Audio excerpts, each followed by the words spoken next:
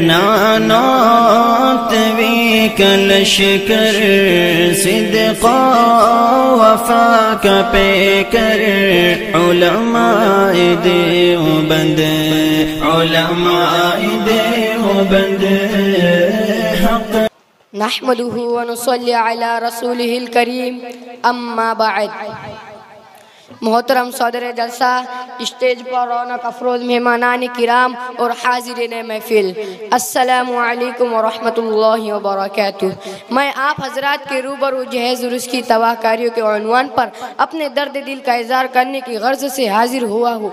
उम्मीद है कि अरबाब अक़्ल व दानिश इस पर संजीदगी से गौर व फिक्र करेंगे और इस नासूर के इज़ाले के हत्तल मक़दूर सही वो कोशिश करेंगे। हजरात, आज मुस्लिम माशरा ज़िल्लत और रसवाइयों की वादियों में भटक रहा है, जिसकी वजह इस्लामी तालीमात को पसे पुष्ट डालकर गैर के तौर तरीक़ों, तहजीब और तमद्दुन को इख्तियार करके फ़ख्र महसूस करना है। शादी ब्याह से लेकर तजीज़ और तकफीन तक मुसलमानों में ऐसे ऐसे रस्म रिवाज जड़ पकड़ चुके हैं जिनकी वजह से मुस्लिम माशरा तरह तरह की बिगाड़ और मुख्तलिफ किस्म की मुश्किलात से दो चार है। उन्हीं रसूमात में से शादी ब्याह के मौके पर दी जाने वाली एक चीज़ जहेज़ भी है। मुअज़्ज़ज़ सामिईन, जहेज़ के निकाह से मुताल्लिक़ इस्लामी तालीमात पर गौर व फिक्र करने से पता चलता है कि शरीयत के निगाह में वो निकाह महमूद है जो बग़ैर किसी तकल्लुफ़ के इंतहाई सादगी और सहूलत से हो।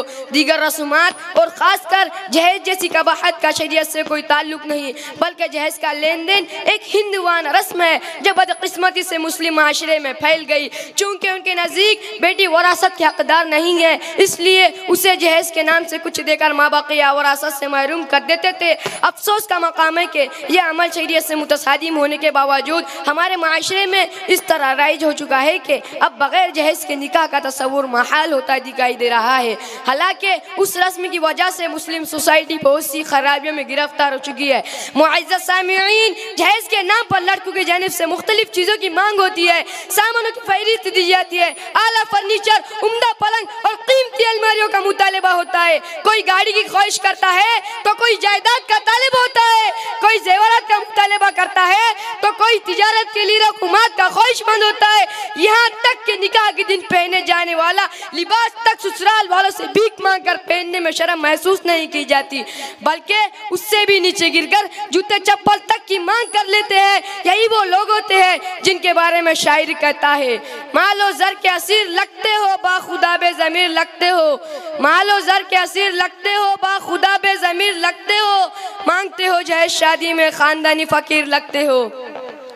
मोहतरम हजरात, उसका अंदाज़ा इससे लगाई कि जब किसी गरीब के घर लड़की पैदा होती है तो उसके माँ बाप खुदा की इस नियामत पर, खुदा की इस रहमत पर ठीक से खुश भी नहीं हो पाते कि उन्हें उसके जहेज़ की फिक्र लाहिक हो जाती है। बच्ची जो जवान होने लगती है, उनकी नींदें उड़ जाती है, उनका चैन सुकून गारत हो जाता है। अपनी ख्वाहिशात का गला घोट कर जहेज़ की एक एक चीज़ जमा करने में लग जाते हैं। फिर उसके बावजूद भी अगर लड़के वालों के मुतालबात पूरे ना हो तो उनकी बेटी बेनिकाही की जिंदगी जीने पर मजबूर हो जाती है।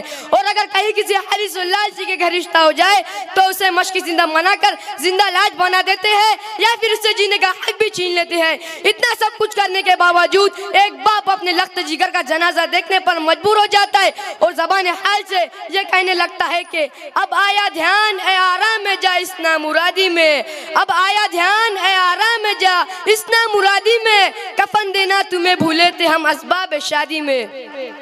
मुअज़्ज़ज़ सामिईन, जहेज़ वो बुराई है जिसकी वजह से बहुत सी लड़कियां बेनिकाही की हालत में अपनी जवानी की दहलीज पार कर चुकी है, जिसकी वजह से कितने ही माँ बाप सूद जैसे हराम काम के मुर्तकिब हो चुके हैं, जिसकी वजह से कई बापों ने हराम माश इख्तियार कर लिया, जिसकी वजह से कितने ही वालिदैन कर्जों के बोझ तले दब चुके हैं। उस जहेज़ की वजह से कितनी ही लड़कियों को अपनी जानों से हाथ धोना पड़ा, जिसकी वजह से कितनी ही दुल्हनें नजर आतिश कर दी गई।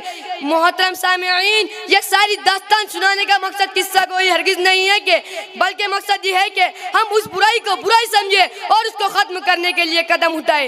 लिहाजा हम सब मिलकर आज इसी महफिल में अहद कर ले के निकाह को मसनून तरीके पर अंजाम देंगे, रसूम बिदअत से जितनाब करेंगे, लड़की वालों से ना जहेज़ का मुतालबा करेंगे और ना जहेज़ को बुनियाद बनाकर उन्हें लान और तान का निशाना बनाएंगे। और ये भी अहद कर ले के जहेज़ का मुतालबा करने वाले फ़कीर ख़ानदानों में अपनी बेटी हरगिज़ नहीं देंगे और दीनदारी के बुनियाद पर अपने दामाद का इंतखाब खिताब करेंगे। अल्लाह ताला हम सब को रस्म व खुराफात से बचते हुए सुन्नत और शरीयत के मुताबिक ज़िंदगी गुजारने की तौफीक अता फरमाए। व आखिर दावाना अनिल हम्दुलिल्लाहि रब्बिल आलमीन।